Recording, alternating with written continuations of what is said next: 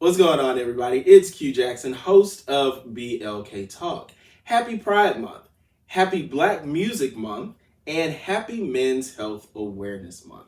Guess what? I have somebody that is a part of so many things, and we're going to talk about so many topics tonight.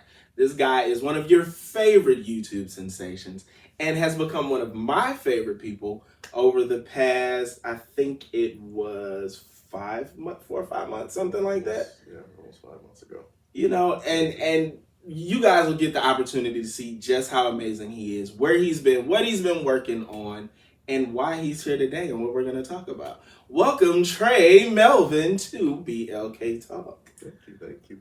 Thank you for being here. Thank you for having me here. Absolutely. So, for people who may not know who you are, tell the people who you are. My name is Tre Melvin. I'm a lot of different things: actor, writer, director, producer, marketer, entrepreneur, designer. Did you say musician? I didn't say musician? I don't think you said That's musician. crazy. I'm literally in my music era. Musician. Musician. Musician. Oh, A yes. man of many everything. Yes. So the world got the opportunity to become familiar with you. What was it, like 12 years ago? After like 2011, 12? Wow. 14 years in October. Jesus. So, okay, what was your first bout with fame or viralness? Or Let's see. So, October 9th, 2011, I was a freshman in college. I took to Facebook just to talk shit, put up a little commentary on Facebook that was really popular back. I guess it's still popular, but popular in a different way back in the days. And my friend said, put this on YouTube, this is hilarious. So I did that. And within, what happened? I'll say within a week. So they said, make more. Mm-hmm. And I made a new commentary every single day. This is a commentary was the name of it. And I made a new one every day. Within a week and 4 days, I had 1,000 subscribers. Wow. Within about a year, maybe a little less than a year, I had 1 million. Wow. And mind you, this was, almost 14 years ago now. So the digital landscape was very different than what it is now. Mm-hmm. It's a lot easier to, find an audience these days. We were fighting tooth and nail back then, but honestly, my audience has been growing with me and riding with me faithfully for a long time now. And I want to say I reached 1 million within about a year. I'm trying to think. I want to say by then I was going viral on World Star. Wow, World Star Hip Hop. I remember that. Back in the day. That was the go-to. I was going viral on World Star every week. And I want to say that was really so I was already like popping off, but World Star, that brought a different level of eyes to me. And there's a story probably for later in this conversation, for your book. Author, we're gonna add that to the resume. Did I say writer earlier? I had to. It's hard to keep up with. You might have. It's at least 11 things that you've said. Okay. He is everything. So when you got that 1,000 subscribers, and then you got that 1 million subscribers, where were you mentally in between that time?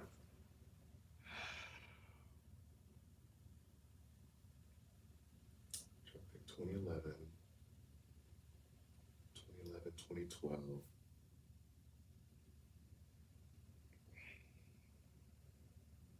I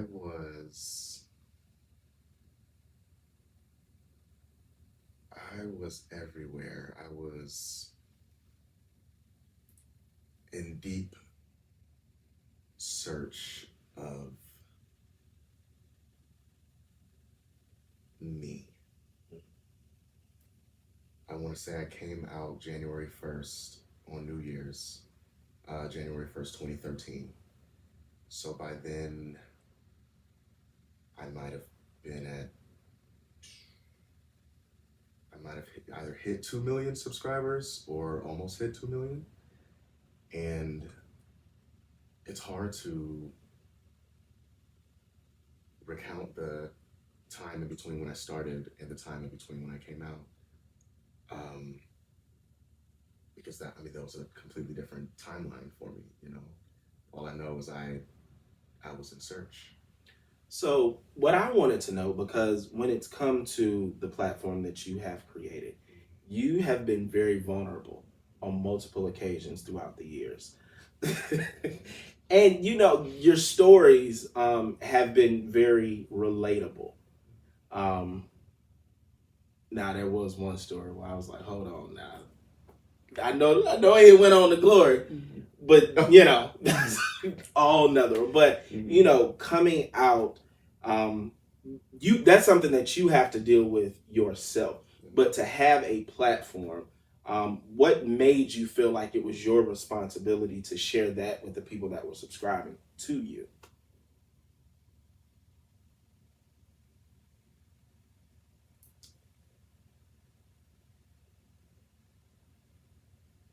One thing about me, Scorpio,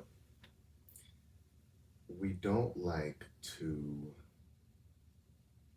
be told who we are without first telling you who we are. So we come off very secretive, very mysterious, very in the corner. It's gonna take you about 10 years to learn my middle name. Yeah.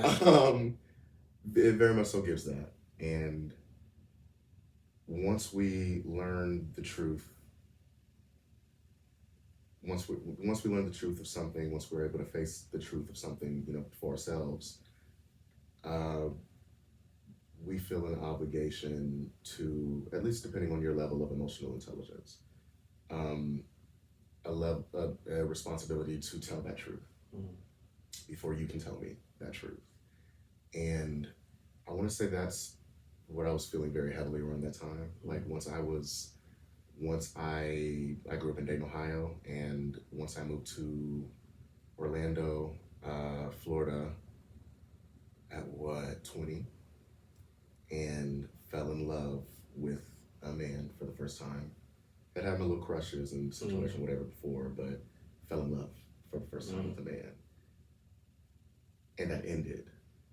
That's what put it. And mind you, even in the relationship, I had no intention of coming out. I was filled with all the fear. Not even just because of the trauma that society has laid upon us, but for career purposes, I didn't think that it would be possible to have a platform to be in film and television, in music, etc., and be openly queer. Landscape was very different then, obviously, than it is now. Very grateful for how far we've come. But, and you helped to move that forward. I tried. You did. You definitely did. It's a list of about 20 of you guys, and you are definitely on that list. Thank you. You've helped a lot of people become who they are. You said about 2013. Where was I in 2013? I think I was kind of dealing with that myself because from Cleveland, Ohio, my father's actually from Dayton.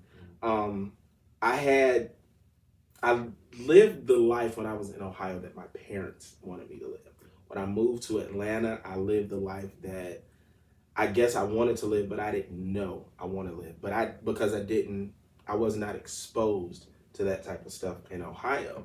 And coming out to other people. I think once I told my parents and had that conversation, for me, it's like nobody else in the world mattered. But for me, when I did, my platform was not at 2 million people, 2 million subscribers and going viral on all these other platforms. But for you, because you had so many people following you, so many eyes on you, how was that? Because we know we have people who are going to support you. We have people that come through with the negative comments. So for you, how was that? A part of me wants to say that it was easy because I am very loved and very respected, very, very highly loved and respected.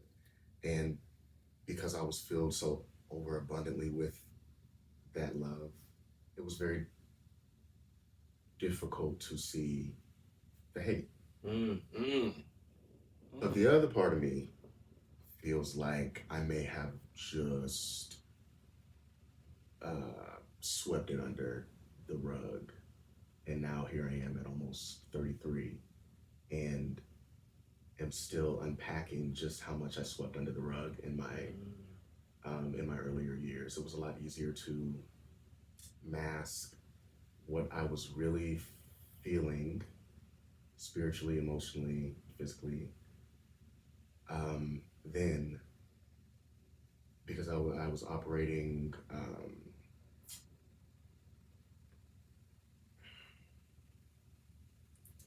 I was still operating within the castle that I built around myself since childhood to guard myself from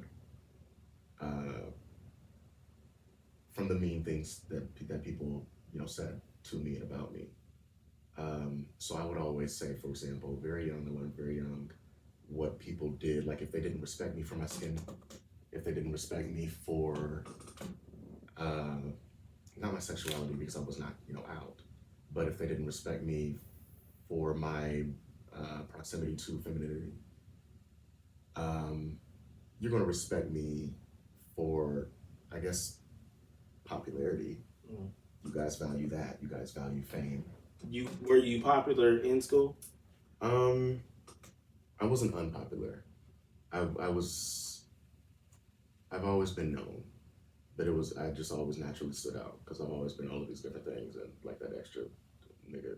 I've just always been that. Did you have that voice in high school? Yes. The voice in the eyes. It's gonna get you every time. I remember I was and I don't want to lose my train of thought because this is important, but to sidetrack real quick, I started acting professionally when I was 12. I'm not new to this. A lot of people took to digital media to find, themselves artistically to build. I've been doing this for a very long time. Got my first agent when I was 12, commercial work when I was 12, paid when I was 12, and I was doing a musical, I think at either 13 or 14, Shenandoah, an off-Broadway musical. And it was my first time being paid for being on stage, not behind or in front of the camera, but on stage. And my voice dropped halfway through the rehearsal process. You were going through puberty? Yes. Oh. Yes. So mind you, I'm voice was much higher. Yeah. And especially when singing voice, it was such a difficult thing to navigate, like in the middle of this production process that I'm being paid for weekly. I'm trying to figure out like, oh wait, where does my new voice, where does it sit, etc. Whole thing. I had to get that out. But yeah, since 13, 14, the voice was always here. But it's very soothing. Thank you. Very quiet, stormish. Thank you. Yeah. Yes. But yeah, anyway, back to you. Back to what was I saying? You were speaking about having a platform and appreciating who you are, but unpacking the things that you didn't unpack during the time you came out. During the time that I came out, so I learned very early. Okay, if you can't respect me for my skin and my sexuality, what do you respect? Oh, you guys respect fame and popularity? Okay, then I'll be famous. You respect money? Okay, then you can call me a faggot, but you'll never call me broke. You can call me a nigger, but you'll never call me lame. And these were things that I internalized very, very early, like very, very early. So mind you, I'm in my early 20s, much less emotionally intelligent, and I'm navigating fame and navigating wealth from a place of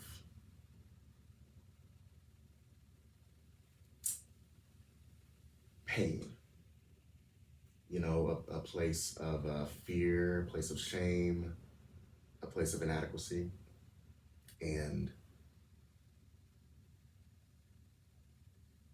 those masks then helped me, I guess, helped ease the blow of um, the negative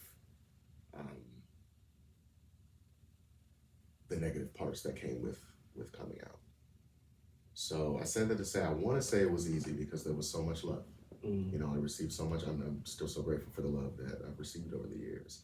But there was a lot of backlash, and my work did suffer from it. My channel suffered from it. I was never big on analytics and engagement and shit. I, all I know is, well, I was always that girl. I don't really give a fuck about like the actual numbers behind it. I'm just like, I just know everything I do. I'm just gonna be that girl. But now that I can actually sit back and look at it, I can see like, oh wait, actually, these things do matter. You know, when it comes to business, etc. These things do matter, and I did suffer. So after that, once you started paying attention to that, how did the content start to shift? I became, once that Band-Aid was ripped off, for lack of a better term, I became unstoppable for myself. I'm like, oh well, this weight that I've been carrying since I was, you know, Lord knows how old, is gone. The number one thing that has anchored me in self-hate, anchored me in within my depression and my anxiety. It's number one thing, I've broken it. Well, what the fuck can any of you hoes say to me now? What can you use against me now? What weapon can you form against me now? So the content shifted in a way.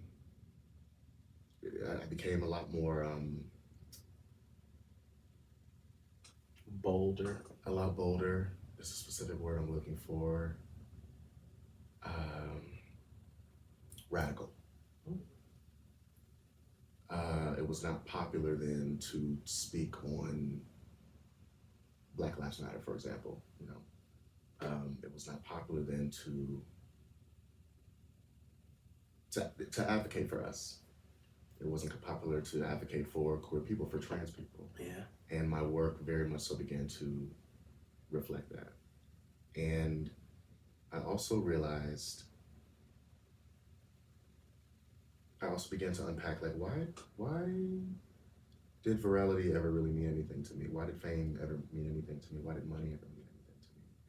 And once I began picking that apart, and those walls began crumbling, I began making stuff that I wanted to make, and not necessarily stuff that I knew the world wanted me to make. You know, the comedy and Watermelon Drea, who I love so much. Yes. I'm so grateful for her. I'm so grateful for the ways in which I've been able to use her. You still have those wigs? Oh, yes. Honestly, no. One of them.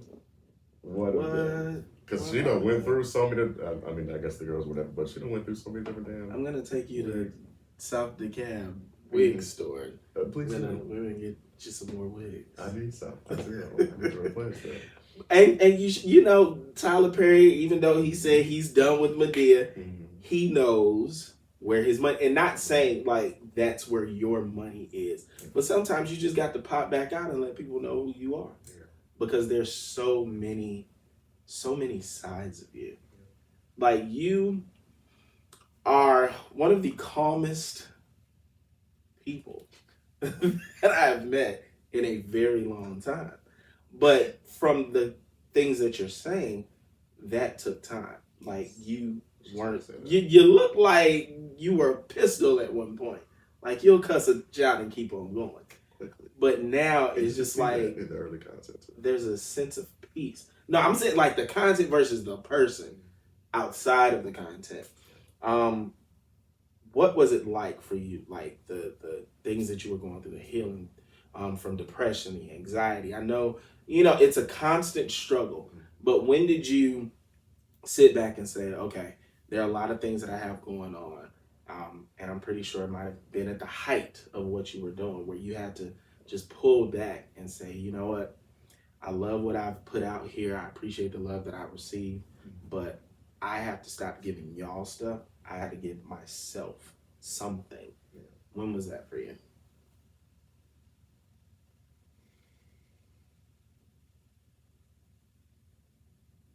Try not to cry thinking about it. One thing I love to do is cry. Love to cry. Something told me. Keep some tissue on hand. I'm weak. I'll be okay. Thank you. When.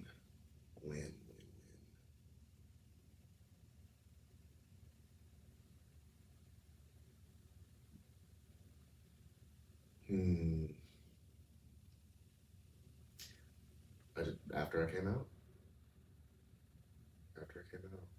But there was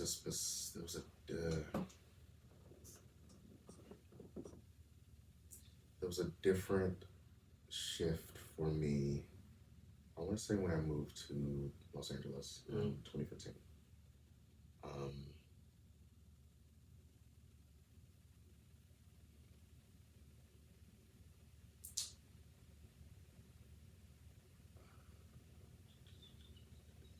Something about LA completely challenged my sense of self. So mind you, again, I came up, not just on YouTube, but just in life, came up with this false sense of, it's the oddest thing I always say, this false sense of self, but also this I've been very aware of me and who I am for a long time, but again, to shield myself from the pain that came from the sexuality, and I don't want to say just the sexuality because it's bigger than sexuality, but I like to say my proximity to femininity, to my feminine energy, my divine feminine energy.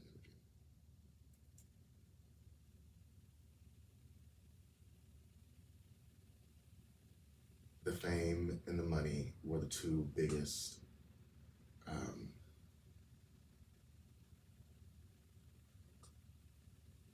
strongest like walls that I built to protect me. And LA really challenged that. My idea of fame and wealth coming from Dayton, Ohio,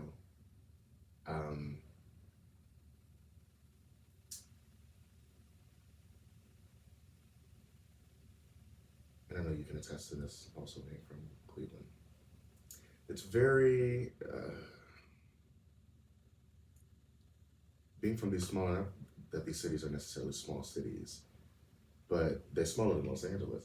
They're smaller than Atlanta, they're smaller than New York. And not as far as like the square miles. They're small in their mindset and in their thinking. Yeah. And when you think bigger than that, when you are bigger than that box, you tend to think that you're the only one in that box, and you come up being treated differently, like I came up treated like the special one, like the one and the only one. And then you go off to Los Angeles and you realize, oh, there's a million me's. And not even just a million, there's people better than me. What do you mean there's people better than me? What do you mean there's people that know more than me? It was a complete like I guess culture shock, for lack of a better term, for me. And that pushed me into a very uncomfortable unpacking of this home. I had to unpack all of it. I had to unpack the sexual trauma. I had to unpack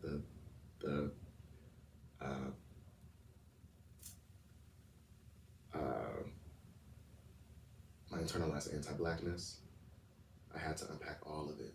I had to go to the root of it. and figure out where did this come from, and how do I. Before I thought it was about killing it off. Now I realize, oh, it never leaves, and it actually makes me, it makes you, it makes all of us who we are. Yeah. And now it's just about reparenting it.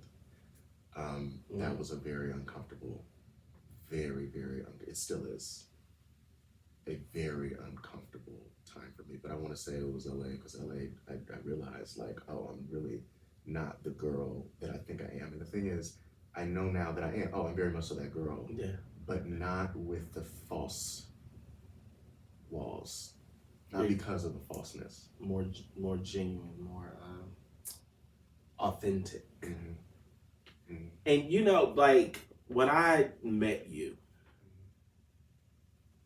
what I saw, I'm like, even though this is somebody who I used to see all the time on social media, and you know, there had been a moment of break, you came back around and people just snapped like you released some shit yesterday. Mm-hmm. And I'm just like, okay. And I sat back and I watched you, because we were in the middle of a conversation, and then one person came to talk, then another person came to talk, and then 2 hours later they was still coming up. But one thing that I appreciated about you is, even though you've been blessed with a platform and you've been in a place where you've done so many amazing things, you're still humble enough to say, hey, you know, if somebody comes over to you and they want to take a picture, you're still cool enough to do stuff like that. Like, you don't have that, I'm not going to say Hollywood, but you don't have that Hollywood air about you. And I respect that. And that allows you to be more relatable to people, and for people to actually support you more. Because now you are working on things behind the scenes and in front of the scenes that you need people to support. Okay. Like you said, like, you're in your musician era now. Like, you released music. There's more to come. Like, so tell us about this transition, this version of Tre.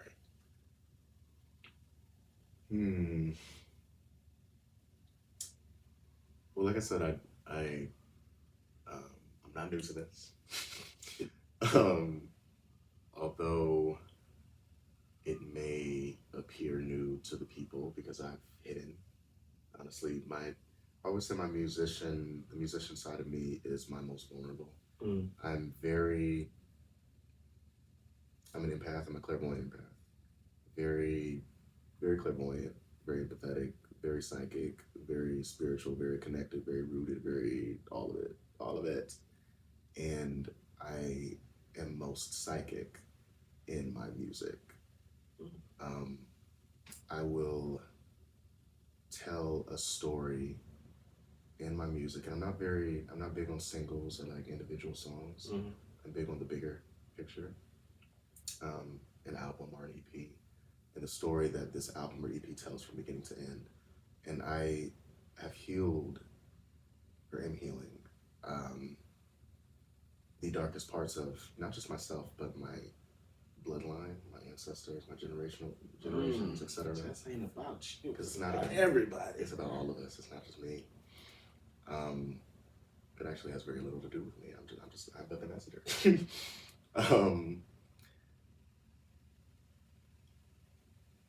I look back at the music that I wrote in like my early 20s, mid 20s, etc. that has not seen the light of day yet, but will. And I sit back and say, oh, that's what the fuck I saw then. That's what I was predicting then. But it will come to me, the messages will come to me from spirit, etc., ancestors, through that. And I won't necessarily know what exactly it is, but I'll know it's something. And I'll know that later down the line, it will make sense. And I'll look at my music, I'll listen to my music, I'll read it, etc., and I'll think, oh, I already had a blueprint. I was provided a blueprint to navigate this before we even got there, if that makes sense. Let's say that the same music is very vulnerable for me, and I've hidden it. But now that the music is in the light, and what was it, 3 feel like it was less than a month ago Mm-hmm. that you released music and a visual Mm-hmm. to that. Now, I didn't. So, what I'm doing now is kind of sort of repackaging the presentation. Mm-hmm. So, Instagram, for example, I'm being very intentional now with presenting myself to the world as the multifaceted artist that I am, and not just the what most people know me for, which is the comedy. Right. And not just the artist, but the classically trained. I've been training. I've studied Classically. Listen, because we can't forget that. And baby, art is blood, sweat, tear for me. But I've been training since I was a child, and that has to come. I've been hiding. Because I came up in comedy. You know, the girls have tried to box me it's not just me. This is how it works, you know, across the board in the industry. Try to box me in, try to box you in. And comedy is a very difficult thing to break out of. And I've let that fear keep me in that box. Mm-hmm. And I'm no longer, I won't say I'm no longer afraid, but I see it, I'm facing it differently now. But, you know, honestly, what I think, I can see that because, yes, people unfortunately only want to see you for what they want to see you as, what they're comfortable and familiar with. Yeah. But I think a lot of the people that, like, literally came up with you, who were with you 14 years ago, and see you now and have experienced some of your stories as it related to some of their stories, as we all grow, I think we all understand that there's more to us than what we've given this person or what we've given that person, or sometimes even what we've given ourselves. So I think the level of support that you'll get from your day ones and from the new people is because we understand that you can't be the same all the time. There is more out here that we want to experience. There's more out here that we want to give. If you were 17 years old and you started as a fry cook, you don't want to be a fry cook for the next 20 years. Yeah. You want to grow. There are things in life that you want to see, you want to experience, you want to share. And if you got people out there that really support you, which I know and see you do, because I looked at the comments, you know, they're going to appreciate and respect everything that you have to give, because even if it's one person, something that you put out, something that you say, is going to connect to somebody else. Yes. So them people that don't like what you're doing, and just appreciate and embrace those of us who are like, okay, I see it, I like it, I support it. Yeah, thank you. And that's what I had to let go of those walls, the popularity and the fame and the money. Mm-hmm. Had to let go of them. They're going to be here regardless. Like, there's no getting, again, I was afraid, like, okay, if I step out of this comedy box, I'm not going to be as viral or famous, for lack of a better term, and I'm not going to make as much money. And I had to let that shit go. Like, girl, I'm going to be famous, girl. But I'm not here to be famous. I'm definitely not from the famous because of definitely not living within fame, born in the trauma. Like, and I'm not here to be rich and wealthy. Mm-hmm. Definitely not the rich and wealthy born out of the trauma. The money's not gonna go nowhere. Yeah. If anything, it's gonna keep coming. And the fame's gonna keep coming. But this time, it's blossoming in a different garden. And I am really enjoying letting go. I'll say the money, that's separate, but the virality of it all, the fame of it all, I'm really enjoying reimagining what it looks like to me, and reimagining what engagement looks like to me. Mm-hmm. Enjoying the posts that have 10,000 likes and enjoying the posts that have 300 likes. Yeah. Understanding this landscape is so different than what it used to be. It definitely is. Throwing away what everybody else expects of fame and celebrity and all that shit, throwing that away. Bitch, I'm just here to create my art, to make people feel things. Yeah. Ooh. To heal. And child, Make them feel, heal, Yes. and support my music. Okay. So, chasing a viral moment is I'm assuming where you were at one point, especially in the beginning of the career. But right now, chasing, or not even chasing, just releasing and allowing, that love and appreciation and respect to come back to you. How is that different where you were 14 years ago versus where you are now? And for you, what sort of like healing did it take to get there? Or conversations with self, or, what did it take to get from a viral moment to peace, respect, quality, and happiness? It's taking a lot. It takes a lot. Like I said, the shit is, as we've addressed, the shit is not linear. Healing is not linear. You can go, months at a time. You just take that one little thing. Put you right back there. Okay. Woo. But gratefully, as we're on these journeys, I like to say, I pick up, I'm just here to expand my toolbox. And gratefully, when, we're on these highs, we fall into these lows, we have new tools to climb up out, the holes that we fall into that we didn't have before. We had the ladders and step and shit, that we didn't have before. Yeah. But I think for me, again, going back to unpacking the reason that I wanted to be famous growing up, the reason that I wanted to be popular, the reason that I wanted to be the center of attention.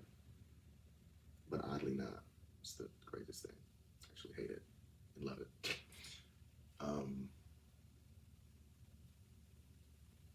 This is what, 12? Yeah, this is 12 years of unpacking the root of it, and 12 years of reparenting, 12 years of unpacking the spiritual aspect of it, unpacking my relationship with religion, denouncing Christianity, relearning what God means to me, relearning where I'm receiving my information, where I receive my messages, relearning my relationship with my parents and forgiving them and teaching them and cultivating spaces around me filled with love, like just filled with love. Yeah. Filled with people who love themselves. And that's important. That's one of the most important things to me I've learned. And as I've been on that journey,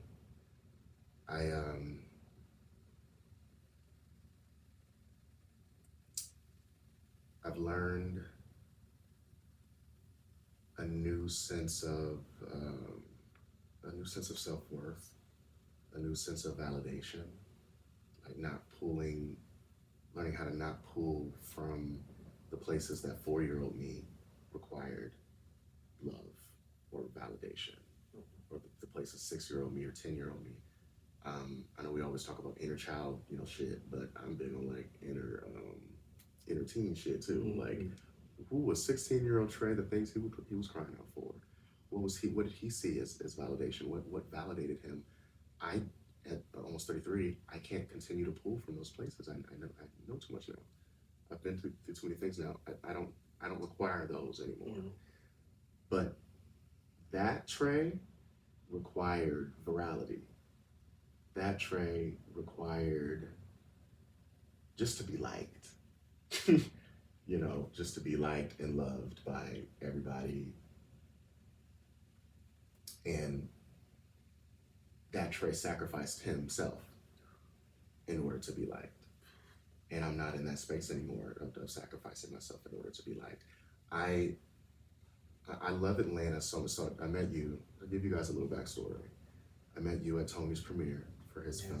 Tony Talks, who we interviewed a few months back. Yes, if you have not seen it, go see it. Loved it, by the way. I did watch it. Yes. I love you, Tony. I love him so much.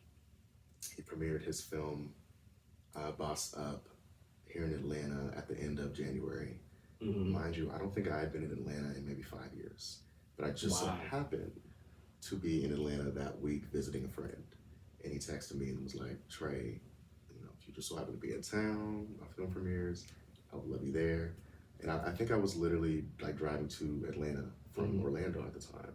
And I said, funny, I will be there. Might have been meant for you to be there. Oh, very much so. And at that premiere, I met you. And a handful of amazing, amazing souls, amazing people. Yeah. And at that time, I did not have any intention of moving to Atlanta. I was in the process, actually, after being in LA for 10 years, of moving back to Orlando. And it was something about that premiere, it was something about the energy that I received from you, from Tony, from the fans, from the people, that showed me something I didn't realize I was missing, and that is community. A sense of community that I have never felt before, of people that look like me and have shared experiences. I've never felt it. I didn't realize I was missing it. And mind you, I've been I've cultivated incredible communities throughout my life with incredible people, but they're all melting pots of different people. Be it other Black people, yes, but be it Puerto Ricans and Cubans and Dominicans and Mexicans and white people, my Koreans, my Japanese. Like I have so many different. I built so many great communities in my time, but it wasn't until, honestly, that premiere that I felt a sense of community filled with people with shared experience, shared lived experience. And that is what has pushed me into, honestly, the person that I am even today. Like, understanding the importance of community, the importance of purpose, of living in purpose, and chasing purpose. I'm just here to chase my purpose now, and not the numbers. Like, the numbers gonna come. It's law. Like, it is law that the numbers will come. It is law that the people will flock to you. But once you know better, you got to do better. And I know better now. Like I'm walking in my purpose. So, a long-winded way of saying, then my sense of validation came from a different place, and now it came from a different place, and it came from a very selfish place, and now it comes from us, all of us. Genuine and authentic. Okay. Now, is that what you feel helped to push you to putting out this different form of art? Absolutely. And mind you, I've been with this album. So the album is titled Amphetamine. Comes out October 28th. Oh, October 28th. What's that day? What's the importance of that day? My birthday. Oh, yay. Happy birthday. So if you want to get him a birthday gift, support that album on October 28th. That's the only gift you need to give me. Stream the album, buy the album. Yes. And come to a performance, because I'm assuming you'll have one. Oh, yes. Details coming soon. Absolutely. But you have a community now that help to encourage and push you to this point. Amphetamine. Yes. How many tracks? Are they all done, or are you still? Oh, they are. Yeah. I recorded them. So 14 tracks. Okay. Three or four. 4 are interludes but even my interludes tell very specific stories. Mm. Such a storyteller. I love it. Mind you, I've been writing this album for almost 4 years now, and I recorded it right before I went and studied at Juilliard for a little bit in New York back in where the fuck are we now, 25? Yeah. At the beginning of 23. Yeah, at the beginning of 23, I went up to New York and studied there. I recorded the entire album basically right before I left LA. So the album's been recorded since 22. Was there anything that you needed to do, like go back in, change any words, refine anything? Not words, but I'm big on stacking. I'm big on harmonies. If you could look at the sessions of my tracks, of my songs, there are 5 different fucking 5 different tracks in one song.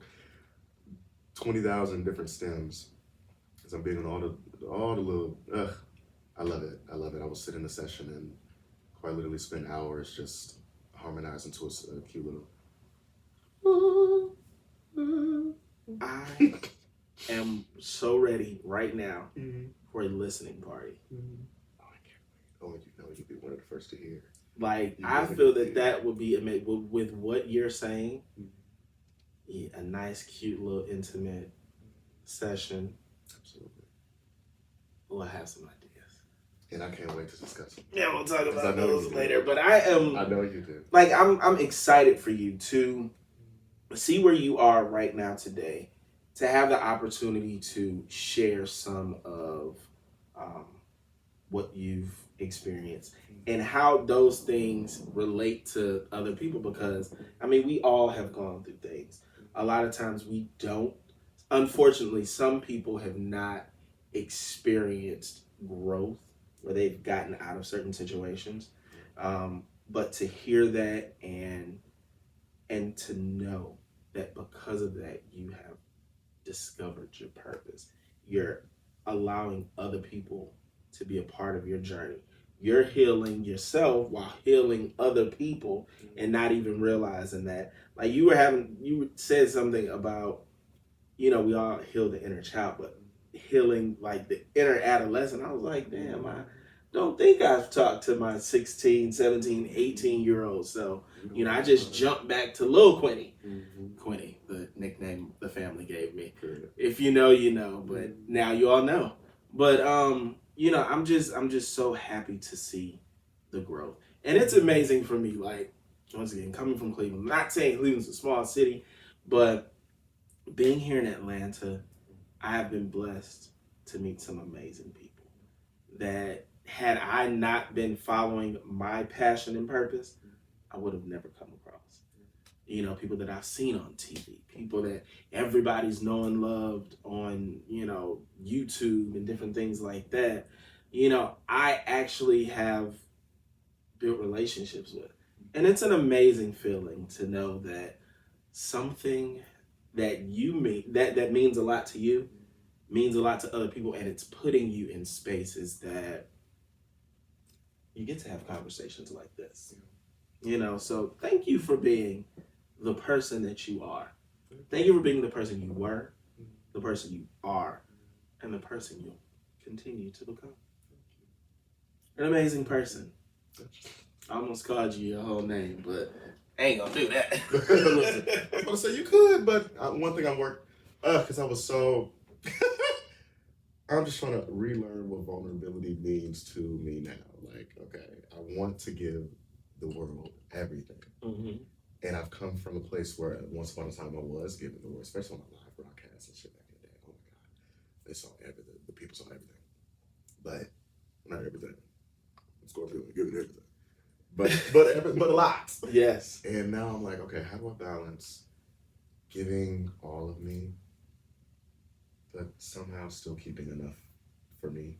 So even something as simple as the government, which so many people do know, it's not like it's out there. But I'm also like, I want to keep that for me. Yeah. I think it's crazy. I get that. And speaking of keeping, Mm-hmm. like your YouTube, Mm-hmm. at one point you took everything away. Yes. Everything that you gave us, you took it away. Yes. Why was that? What made you get to the place where you were like, okay, it's even though this platform is what helped to create the person that I am, 400 million views later, I'm taking it away and I'm starting over. So mind you, I did this originally back in 2020. Mm-hmm.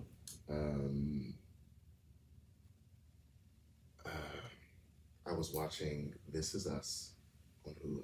Phenomenal show. If you have not seen This Is Us, Get you some tissue because you're gonna cry every freaking episode. Shout out to Sterling K. Brown, one of the top 10 criers on TV right now.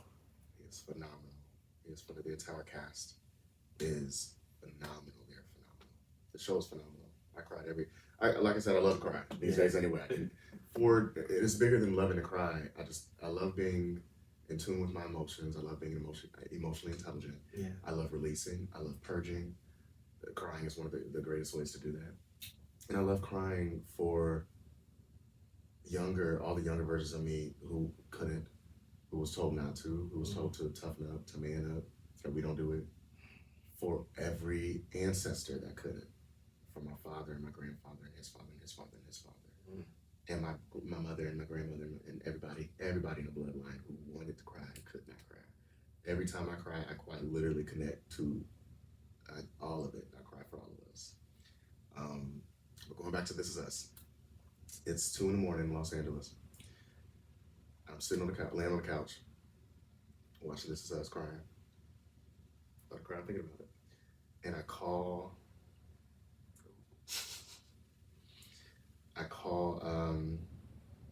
my late best friend Kathy.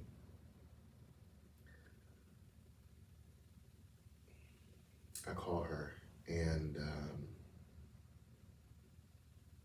mind you, it's 2 a.m. in Los Angeles, but she was in Orlando at the time, so it's 5 a.m. for her. Ooh. And I said, Kathy, I want to make this so bad. So bad. Like, I love, obviously, what I've created digitally. But this ain't shit compared to what's coming. Mm. I want to make television and film just like that so bad.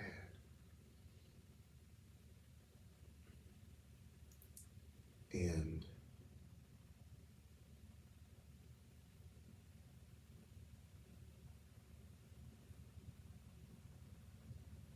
I'm trying to figure out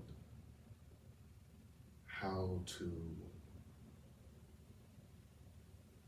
the smartest way to transition into it. Mm-hmm. I want to create this and I want to create a world of this. I've got my production company and I want to take it to the next level. I said that to say that conversation ended in me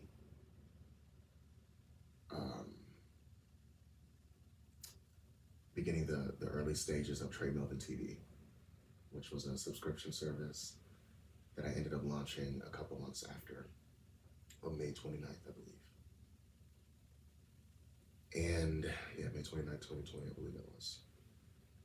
And Tre Melvin TV was going, that housed, all of the older sketches, but would also house my future endeavors. Maybe not like the big film and TV yet, but at least short form, episodic work and short film and not just me.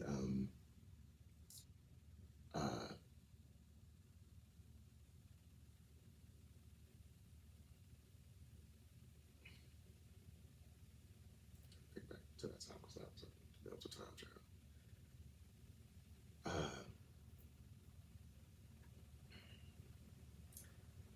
Other creatives like me who want to create film and TV, whether it be short form, long form, somewhere in the middle, but don't have the budget to do it. That's what Tre Melvin TV was to be for me. And it was also a big fuck you to YouTube. Oh. Because mind you, I've come up on YouTube, like I said, almost 14 years. Mm-hmm. And while I am grateful on so many levels, I'm grateful for the platform. I also know the team, or at least knew the team. I'm not sure who these new girls are in there now, but knew the team like the back of my hand. I knew, what was going on behind the scenes. And my colleagues who also came up, in the digital space knew what was going on behind the scenes. We were the ones fighting with the executives on these panels and in these boardrooms, telling them the truth about themselves. Like, y'all realize, first of all, like the algorithm, for example, is racist. You realize your algorithms are racist. You're not pushing us the same way that you're pushing our white colleagues or white counterparts. It's much like I think it was UPN, or was it the WB and UPN. Actually, when they first came out, it was a lot of us that had content and shows that they were pushing, and it made them popular. And once they got to a place where they were popular enough, they had the support, the advertisements and things like that, then our content no longer was needed. But guess what? Where's WB now? Where's UPN? Oh, I'm not sure. Wish them the best. Yeah, that's kind of how I say YouTube.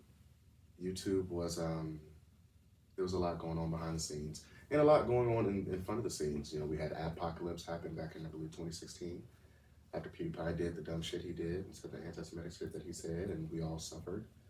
And YouTube fought tooth and nail to come back from that.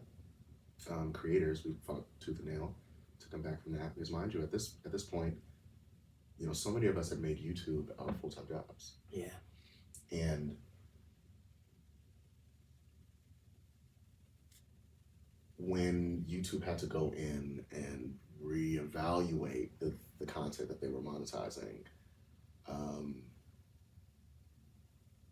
marginalized communities, such as our Black community and the queer community, we got the shit in with the stick and were unfairly demonetized for quite literally existing in ways, again, that our counterparts weren't.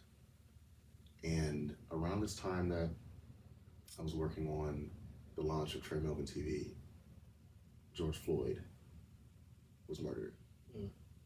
And mind you, I've gone viral for the comedy and all that shit, but I've also been very adamant since the beginning about speaking on these things. Like I said, there was that time, when I came out and I became very radical, speaking very unapologetically about what's going on in this country. And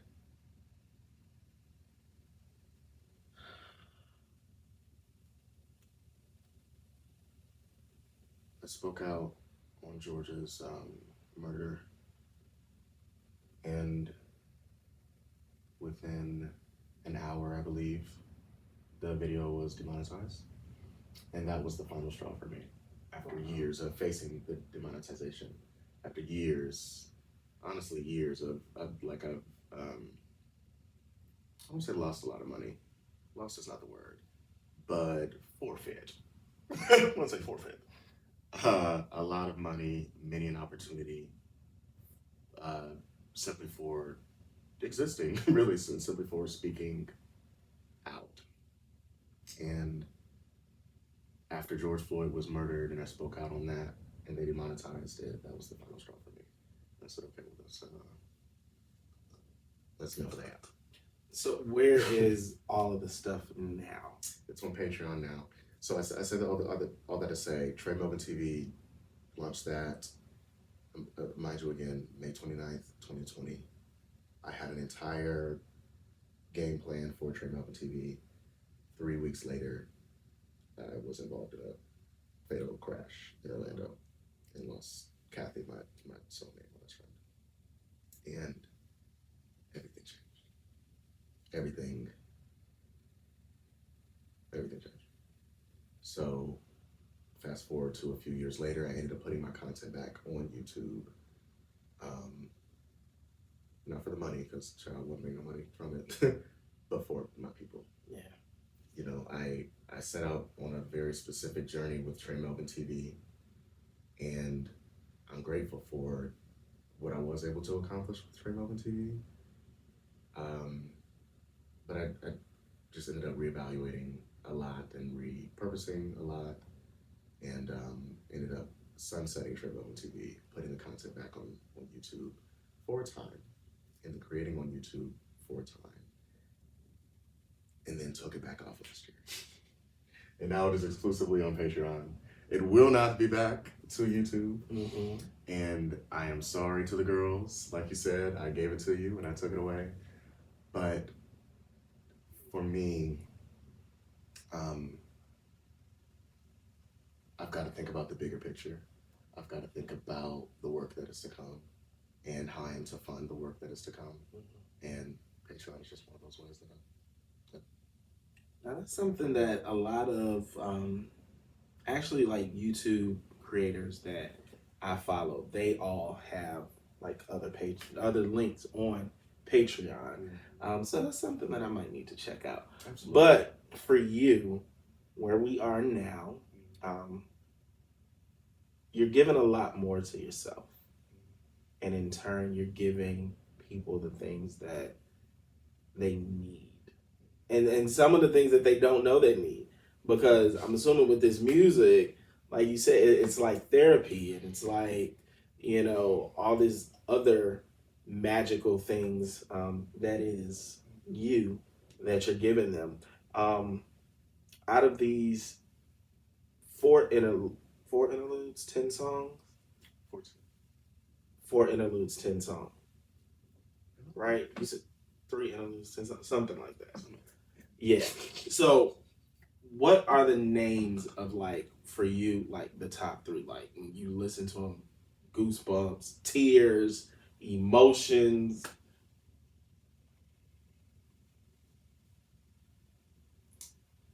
Or are we going to have to wait until your listening party? You might have to wait until... You know what? But no. Maybe I can get a little Easter egg. So, define that. You said tears, emotion, what kind of tears? Goosebumps. Like the songs that just pretty much make you emotional. Whether it's in a happy space of emotion, a sad, it makes you reflect. Maybe I'm the problem. Nope. The title says it all. Which is the next single? You said 3. In, out.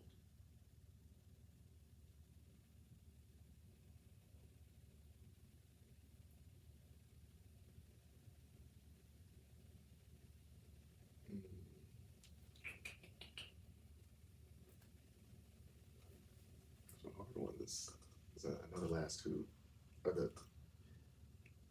there's 2 different songs that's fighting neck and neck for that last one. 4 then. Oh, we can do 4. Maybe I'm the problem. In, out, which is stylized in/out. Everything and nothing. And let me carry your demons. The names. Now, the song that's out now, what's the name of that? Which one? The one that's out now. That's out. Died 1,000 times. So, now the visual of that was very, I was like, oh, okay. Okay, so tell me the concept of the song, but then the concept of the visual that people can now see behind the song.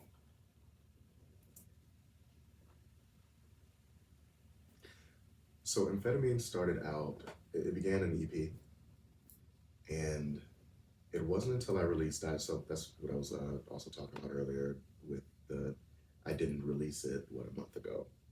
I just really stopped playing with myself and released it on Instagram in a way that I hadn't released it before. But mind you, the song Down 1,000 Times, that's the lead single from Amphetamine. It's been out since May of 2022. Wow. And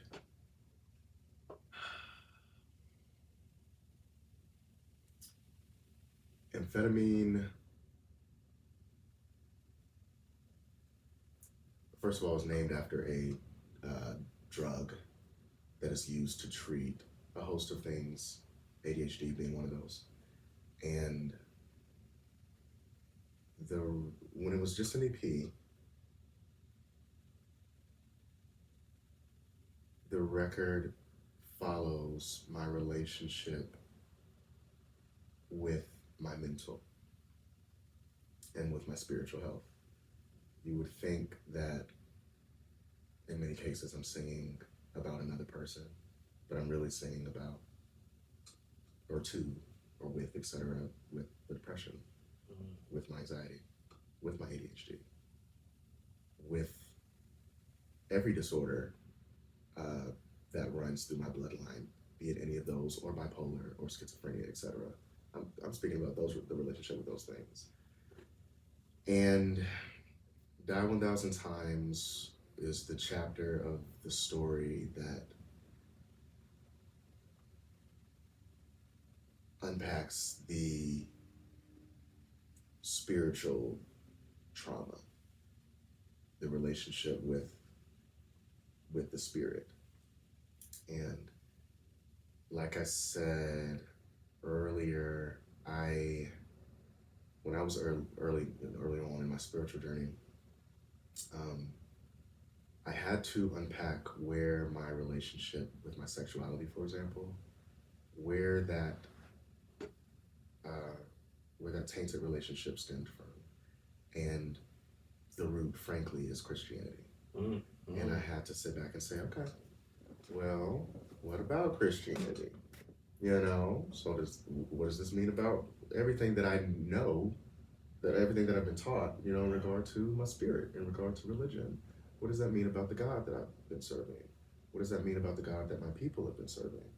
And I had to do a deep dive. I've done a deep dive for many years now, tracing back the root of Christianity, figuring out when, because it is not ours, figuring out when it was beaten into us, figuring out what we were practicing before it was beaten to us.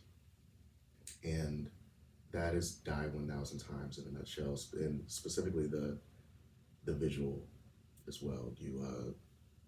We follow